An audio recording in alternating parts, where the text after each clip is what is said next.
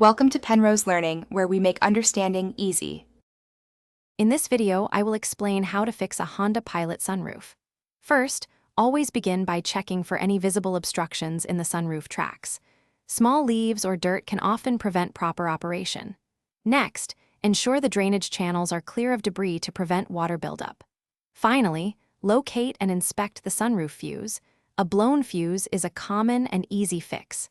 These initial steps can resolve many common sunroof issues quickly.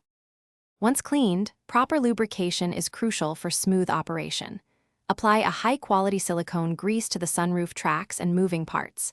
This reduces friction and prevents binding. Then, test the sunroof motor by attempting to open and close it. Listen carefully for any unusual grinding or clicking sounds, which could indicate a motor issue. If the motor sounds weak or unresponsive, further diagnosis is needed. If lubrication doesn't help, try performing a sunroof motor reset. This often recalibrates the system and can resolve minor glitches. Consult your owner's manual for the specific reset procedure for your Honda Pilot. Also, carefully examine the sunroof switch for any signs of damage or loose connections. Finally, visually inspect the cables and guides for any wear, fraying, or misalignment that might impede movement. For more complex issues, such as a completely failed motor or damaged tracks, it's often best to seek professional assistance.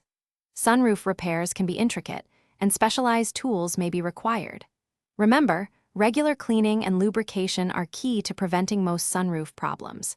Keep your sunroof well-maintained for years of trouble-free enjoyment. Check the description for a link to the new Kindle Paperwhite and other great deals. Thanks for watching. If this was helpful, leave a like and consider subscribing. See you next time.